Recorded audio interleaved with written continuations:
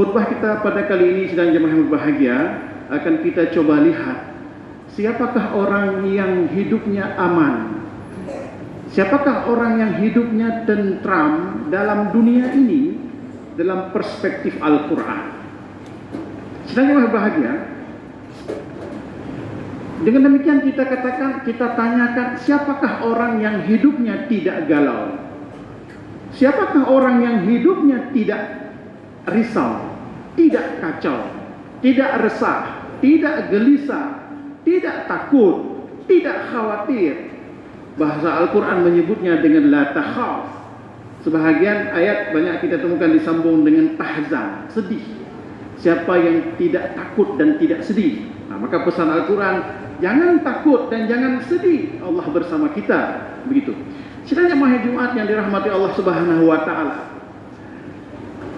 Ada kadang-kadang yang kita kenal dengan ketenangan semu.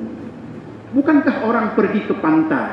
Di seluruh dunia orang mencari ketenangan, pergi ke pantai.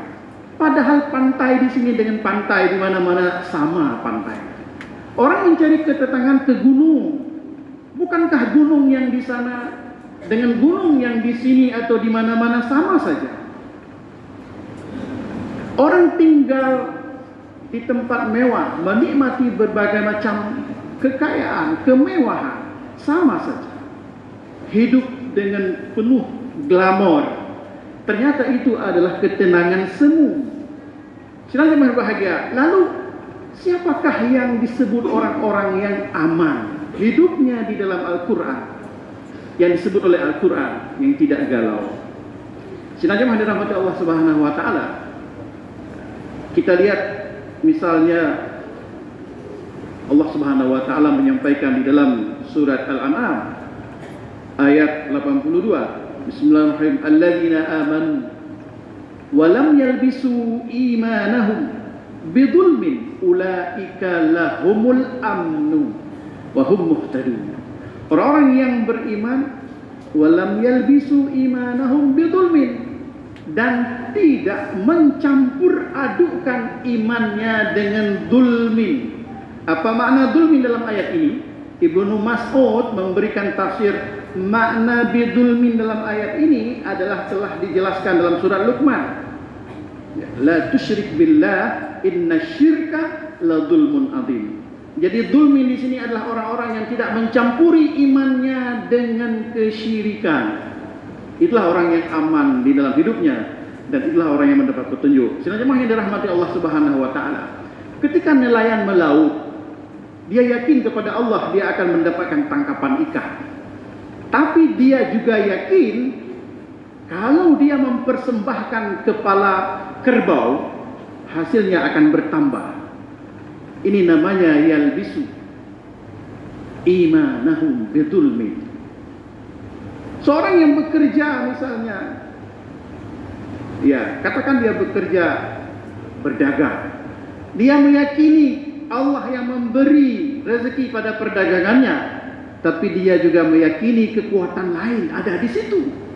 Ini namanya yalbisu imanahum bidzulmin. Bahkan orang yang memasang susu misalnya, ya meyakini pada susu itu ada satu kekuatan yang dapat merubah hidupnya, atau yang beredar di media sosial yang sering masuk ke dalam HP kita.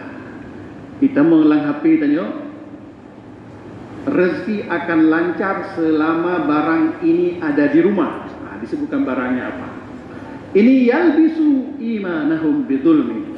Sebenarnya menghormati Allah Subhanahu wa taala, orang-orang yang tidak mencampuri iman dengan perbuatan syirik, itulah yang orang itu hidupnya aman. Dia tidak ada ketergantungan dengan makhluk. Jadi makhluk itu harus dipisahkan. Makhluk itu harus dienyahkan di dalam keimanan. Maka iman itu harus murni. Maka kita sering mendengar istilah pemurnian akidah. Akidah wajib murni. Nah, tidak boleh ada anasir-anasir lain yang bercampur di dalamnya. Hasilnya yang dirahmati Allah Subhanahu wa taala, inilah orang yang aman, yang hanya meyakini Allah saja. Apalagi menghadapi situasi misalnya, sedang berbahagia. Siapakah orang yang aman sekarang menghadapi situasi pandemi? Siapa orang yang tidak galau?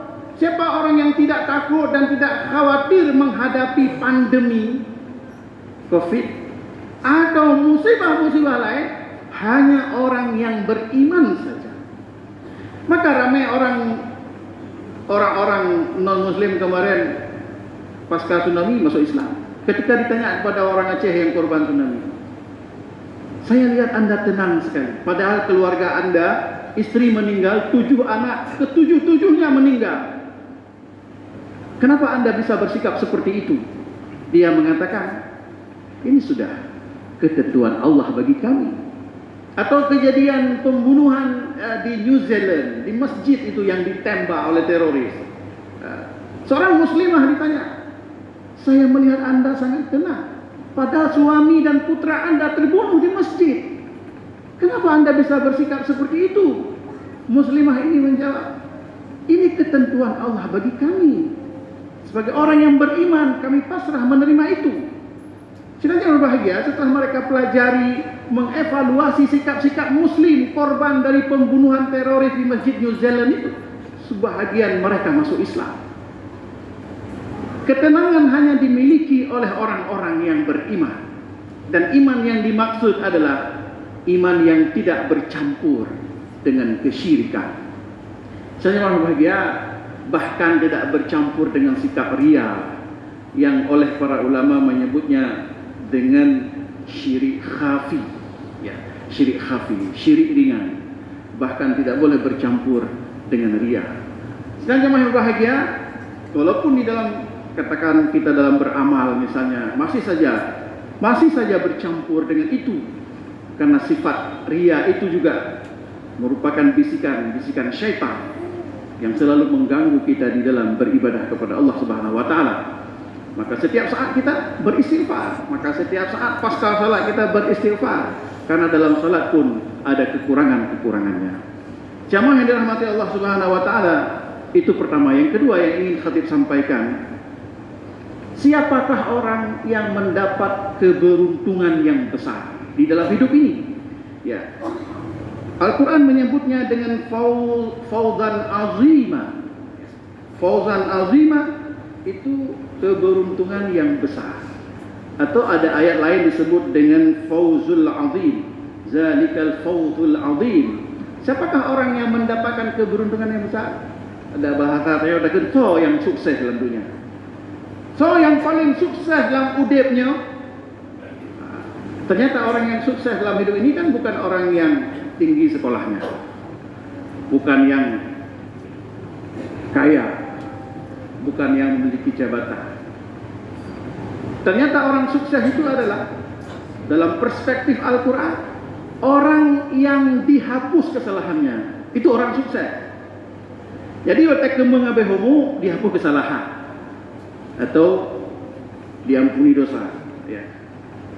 Sedang jemaah yang bahagia, Al-Quran menyebutnya yukaffir anhu sayyiatihi. Jadi orang susah itu orang yang di penghujung hidupnya dimaafkan kesalahannya, diampuni dosanya. Ada ayat lain ketika Allah menjelaskan tentang infak atau sedekah itu, yukaffir ankum min sayyiatikum. Allah menghapuskan sebahagian dari kesalahan-kesalahannya dengan infak sedekah. Ya. Ini juga sedang jemaah yang bahagia, orang yang sukses adalah orang yang dihapus kesalahannya. Dan orang sukses adalah orang yang dimasukkan ke dalam surga yang disebut dengan fawzan azimah, yang disebut dengan fawzul azim. Siapa yang dimasukkan ke dalam surga, itulah kesuksesan yang besar, itulah keberuntungan yang besar. Tidak ada, maka kata Wahbah Zuhaili dalam tafsir Al-Wajiz beliau, makna fawzul azim, makna fawzan azimah, tidak ada sesuatu pun yang bisa menandingi keagungan surga ini, balasan surga ini yang diberikan oleh Allah Subhanahu wa taala. Maka tentu sajalah kita tidak bisa membayangkan. Disebut la ainun ra'at wala uzunun sami'at wala hadra fi qalbil bashar. Surga itu tidak terlihat oleh mata, tidak terdengar oleh telinga, tidak hadir dalam hati, tidak terbetik dalam hati. Karena itu tidak kita bayangkan, tidak bisa kita bayangkan. Walaupun Al-Quran menyebutnya dengan azwajum mutahharah, bahwa yang masuk surga dikasih istri-istri yang disucikan. Walaupun dalam surga disebut bahwa kita akan mendapatkan buah-buahan, la maqtu'atin wala mamnu'ah, tidak putus-putus buahnya, tidak terlarang kita mengambilnya. Tajri min tahtihal anhar, mengalir sungai-sungai di bawah. Semua tidak bisa dibayangkan. Maka disebut dengan fawzun azim. Sidang jamaah yang dirahmati Allah Subhanahu wa taala, itulah orang yang sukses. Lalu bagaimana menggapainya? Kan ini yang penting. Bagaimana cara menggapainya disebut di pangkal ayat yang terdapat di dalam surat At-Taghabun ayat 9.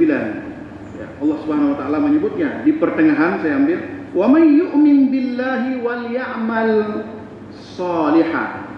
Berhubungan dengan penjelasan yang pertama tadi, siapa yang beriman. Iman ini juga iman yang yalbisu iman, la yalbisu, tidak boleh bercampur. Walam yalbisu imanahum bidzulmi. Jadi siapa yang beriman mendapatkan fawzan azima. Siapa yang beramal saleh mendapatkan fawzan azima, mendapatkan pengampunan dosa, dihapus kesalahan-kesalahan. Silanya yang bahagia, bukankah itu yang ideal di dalam hidup ini? Maka ketika ada berita orang meninggal, kamu ngelang HP tanya, sering kita tulis balasan innal rajiun juga, semoga husnul khatimah. Jadi kalau kita sebut semoga husnul khatimah, rasanya kurang tepat kita sebut karena orangnya sudah meninggal. Kan kata-kata semoga itu la'alla itu berorientasi kepada makna raja. Raja itu ya insya Allah dengan harapan yang besar, dengan doa supaya Allah berikan dia husnul khatimah. Tapi orangnya sudah meninggal, berarti cuma disebut bukan harapan, harapannya sudah tidak ada karena orangnya sudah meninggal. Semoga tadi husnul khatimah. Jadi kurang tepat kita sebut itu. Silanya yang bahagia tidak bermaksud mengkritisi apa yang sudah kita tulis dalam balasan-balasan berita duka itu. Ya, ingin kita sampaikan bahwa husnul khatimah, Allahumma hawin alaina bi husnil khatimah, adalah sebuah harapan dari semua kita yang hidup. Setiap hari kita mendengar berita orang meninggal dunia. Ada hubungan dengan COVID kah? Tidak ada hubungan dengan COVID kah? Hari-hari kita mendengar berita orang meninggal. Dan jangan pernah kita berpikir bahwa malaikat maut datang ke rumah tetangga kita. Bahwa malaikat Israel datang menjemput orang lain. Ini adalah sebuah kelalaian. Kiranya yang dirahmati Allah Subhanahu wa taala. Jadi kita perlu untuk berkomitmen bahwa untuk mendapatkan fauzan azimah, diampuni dosa di ujung kehidupan kita, dimasukkan kita ke dalam syurga, mestilah dengan iman dan amal saleh.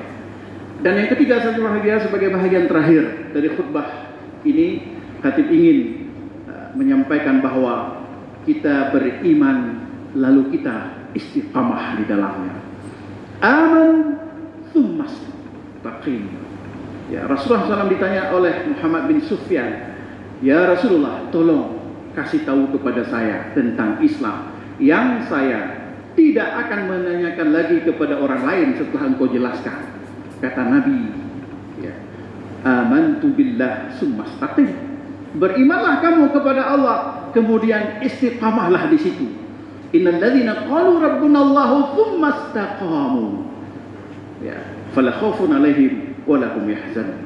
Sidang jemaah berbahagia, karena itu kita mesti istiqamah di dalam iman. Kita mesti iqamah di dalam Islam. Dan itu disebutkan oleh Allah Subhanahu wa taala dalam surat Hud ayat 112, fastaqim kama umirta. Ya. Fastaqim kama umirta, istiqamalah sesuai dengan yang diperintahkan. Kita istiqamah dalam iman, istiqamah dalam Islam, istiqamah dalam beribadah kepada Allah Subhanahu wa taala. Karena istiqamah ini, sidang jemaah yang berbahagia, suatu kepatuhan, suatu sikap yang kokoh, suatu sikap yang tidak akan berubah bagaimanapun keadaan yang akan menimpa, bagaimanapun kondisi dan situasi yang buruk yang dihadapi oleh seorang muslim. Dia tetap istiqamah di dalam iman, dia tetap istiqamah di dalam amalnya. Sidang jemaah yang dirahmati Allah Subhanahu wa taala, walaupun agak sulit untuk kita lakukan, tetapi itu tetap harus kita lakukan. Misalnya seperti kita menunaikan salat, maka kita tetap harus istiqamah di dalam salat. Ketika kita membiasakan salat berjamaah, maka kita tetaplah istiqamah di dalam salat berjamaah apapun keadaannya. Ketika kita misalnya belum mampu salat berjamaah, ya paling tidak istiqamahlah di dalam salat 5 waktu. Idealnya adalah salat dengan cara berjamaah. Ketika kita salat umpamanya tepat waktu, tidak dalam waktu muwasa, wajib muwasa, istiqamahlah di situ.